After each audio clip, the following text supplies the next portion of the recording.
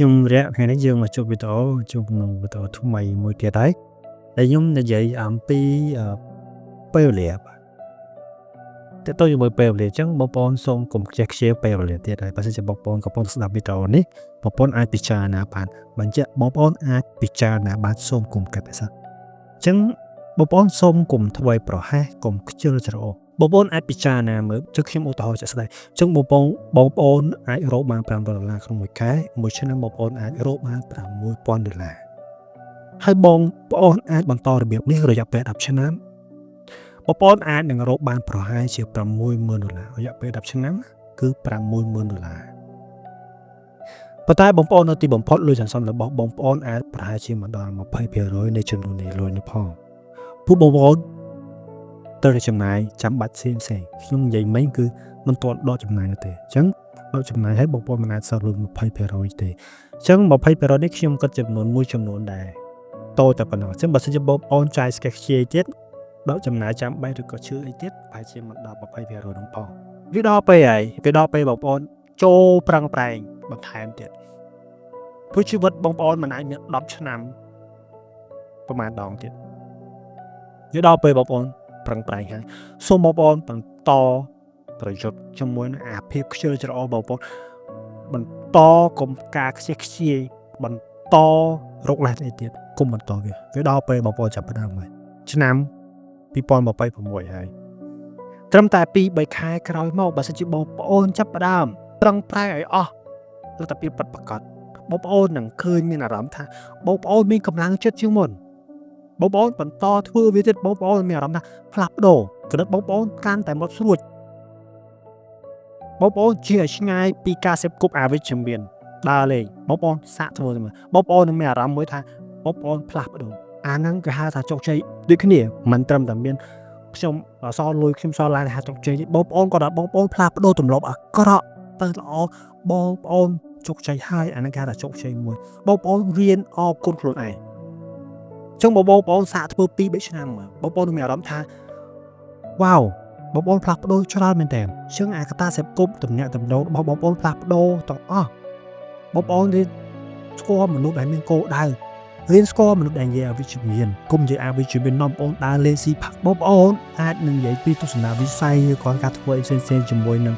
បងប្អូនឬក៏មិត្តភក្តិរបស់បងប្អូនដែលនិយាយពីភាពល្អបងប្អូនមានអារម្មណ៍ថារីកចម្រើនជាងមុនបើខ្ញុំប្រាប់ថា5ទៅ10ឆ្នាំទៅមុខបងប្អូននឹងមានអារម្មណ៍ថាបងប្អូនមានជីវិតមួយដែលថ្មីបងប្អូនអាចបបបែនទិសដៅដ៏ល្អបំផុតដែលច្រើនជាងមនុស្សបំផុតផ្សេងទៀតហើយបងប្អូនថាវ៉ាវមិនបានខ្ញុំផ្លាស់ប្ដូរបែបពីមុនខ្ញុំមិនចឹងទេចឹងវាដល់ពេលហើយហើយដើម្បីបានជាមនុស្សខ្លះក៏អាចផ្លាស់ប្ដូរជីវិតគាត់ទទួលបានជោគជ័យដ៏ទៅគាត់ផ្លាស់ប្ដូរអត្តបកិរិយាឬក៏អត្តចរិតឬពេលវេលាមួយគាត់មិនខ្ជិះខ្ជាយគាត់មានអារម្មណ៍ថាគាត់ទទួលបានជោគជ័យអាហ្នឹងក៏អរគុណខ្លួនឯងតែហើយដើម្បីបានមនុស្សខ្លះគេអាចផ្លាស់ប្ដូរជីវិតប៉ុន្តែបែរជាជាប់គាំងអ្វីផ្សេងៗដែលអាចលើកវាអត់រួចនោះក៏ព្រោះតែដោយសារតែគាត់មិនបានប្រឹងប្រែងផ្លេចដាក់កម្លាំងកាយចិត្តនិងប្រាជ្ញាទៅលើអ្វីដែលចង់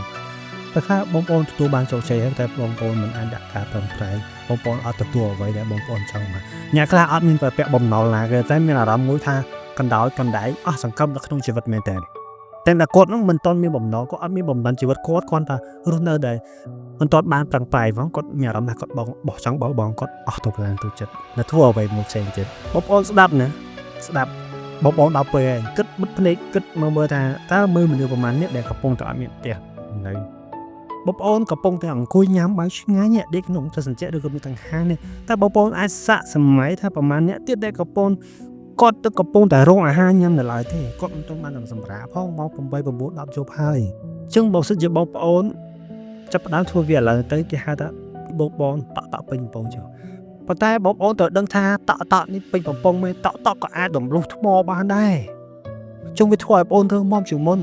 វាធ្វើឲ្យបងប្អូននឹងខ្លាំងក្លាជាងមុនអញ្ចឹងបងប្អូនធ្វើអ្វីក៏ដោយបងប្អូនកុំភ្លេចប្រើពាក្យមួយថាតស៊ូព្យាយាមការតស៊ូព្យាយាមបងប្អូនសុំនិយាយមួយទៀតគឺយកបញ្ញាទៅផងអ្នកខ្លះតស៊ូព្យាយាមដែរប៉ុន្តែតែយកបញ្ញាទៅធ្វើឲ្យគាត់លំបាកជាងមុនអញ្ចឹងបងប្អូនតស៊ូព្យាយាមហើយកុំភ្លេចយកបញ្ញាទៅមុនបើសិនជាបងប្អូនតស៊ូព្យាយាមប្រើបញ្ញាបងប្អូនឧបសគ្គបណ្ណាក៏អាចបងប្អូនអាចឈ្នះវាបានដែរអញ្ចឹងខ្ញុំមានទៅលើមួយចំនួនឬក៏ចែកម្លេចមួយចំណុចទៅដល់បងប្អូន សូមចាំថាការជ្រើសរើសភាពស្រកស្រួលភាពគ្មានកង្វល់ពេលដែលអ្នកស្ថិតក្នុងវ័យដ៏គួរសមដែរបងប្អូនដែលត្រូវប្រឹងទៅដើម្បីតស៊ូវាយជាមួយនឹងអវិជ្ជមានវាយជាមួយនឹងអនាគតបងប្អូនព្យាយាមប្រឹងវាទៅគេនិយាយថា20ឆ្នាំខំរៀន30ឆ្នាំឲ្យខំរកបងប្អូនមានឱកាសហើយ20ឆ្នាំខំរកឲ្យខំរកវាទៅខំវាទៅចឹងបងប្អូនស្ដាប់ពួកគាត់វាធ្វើឲ្យយើងនឹងក៏ជោគជ័យនេះមិនងាយស្រួលមែនប៉ុន្តែយើងមើលយើងអត់មានចំណិតដូចគេយើងអត់មានធនធានដូចគេនិយាយស្អីក៏ទៅដោយសារគេជោគជ័យរួចហើយខ្ញុំមិនថាឲ្យស្អប់ពួកគាត់ទេប៉ុន្តែយើងទៅត្រេះរិះពិចារណាសិនចុះទី2កុំឲ្យពេលដែលបងប្អូនធំដឹកក្តីហើយពួកគាត់ត្រូវបោះបង់ដោយសារមិនបានបោះបង់ខំរៀនចាប់ដល់12មកដោយសារតែអត់មានអ្នកគ្រប់គ្រងអត់មានអ្នកលើកទឹកចិត្តបងប្អូនទៅខ្ញុំបោះបង់ដោយសារតែខ្ញុំគ្មានអ្នកគ្រប់គ្រងគ្មានអ្នកលើកទឹកចិត្តបងប្អូនមានរៀនចាប់ដើមវិទ្យាល័យបងប្អូនរបស់បងពាក់កណ្ដាលទីចុះបងប្អូនកំប្រឹងរៀនពី10ឆ្នាំនៅមកធ្វើអីបងប្អូនរបស់បងប្អូនសាកគិតមើលថាតើបងប្អូនជំហានដំបូងបំផុតបងប្អូនចាប់ដើមវាមកធ្វើអីចឹងសូមកុំមកបងបន្តទៅមុខទោះបីជាគ្មានការគ្រប់គ្រងមានការគ្រប់គ្រងដល់យើងទៅតស៊ូខ្លួនឯងតស៊ូដល់រស់ខ្លួនឯងទី3កុំឲ្យដល់ពេលឪពុកម្ដាយបងប្អូនចាស់ជរាហើយពួកគេត្រូវការមើលថែនិងការគ្រប់គ្រងពីបងប្អូនបែរជាគ្មានអ្វីក្រៅពីទឹកភ្នែកគ្មានកាយទេក្រៅពីការសោកស្ដាយខ្ញុំបារម្ភពីឪពុកម្ដាយខ្ញុំណាដល់ពេលដែលបងប្អូនមានកម្លាំងរកដល់ពេលបងប្អូនមានកម្លាំងធ្វើបងប្អូនអត់ប្រឹងធ្វើវាទេខ្ញុំបងប្អូនអាសាគិតមើលថាឪពុកម្ដាយបងប្អូនរងចាំបងប្អូនទៅផ្ទះទទួលបានអ្វីដែលបងប្អូនចង់បានគាត់មិនដែលចង់បានលុយពីបងប្អូនទេគាត់ចង់បានអ្វីដែលបងប្អូនជោគជ័យសូមបិទភ្នែកឲ្យសម័យពួកគាត់មើលពួកគាត់ប្រឹងប៉ុណ្ណាដែលឲ្យយើងបានរៀនរស់រៀនចប់រៀនបានខ្ពស់ទាំងដល់គាត់មិនចេះអក្សរផងបើសិនជាបងប្អូនបោះបង់បងប្អូនអាចគិតមើលថាពួកគាត់ចាស់ហើយគាត់ចង់ឃើញយើងត្រឡប់ទៅផ្ទះវិញសូមស្ដាប់ហើយកុំឲ្យធ្វើហួសពេលអីចាប់ផ្ដើមពីវាឥឡូវទៅ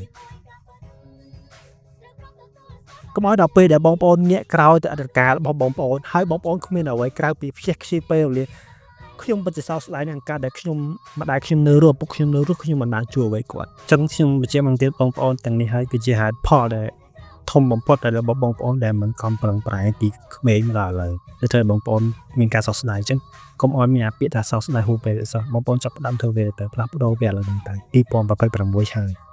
ចឹងខ្ញុំសូមជូនពរបងប្អូនទាំងអស់គ្នាដែលមិនតាំងទៅនៅធម្មតាទេសូមបងប្អូនចាប់ផ្ដើមវាទៅខ្ញុំជឿថាបងប្អូនមិនចង់បានជីវិតចុះទាំងត្រឹមនោះទេចូលក្រោកឈើហើយបន្តប្រយុទ្ធជំនឿដើម្បីអនាគតរបស់បងប្អូននៅថ្ងៃមុខអរគុណជួបខ្ញុំនៅវីដេអូក្រោយ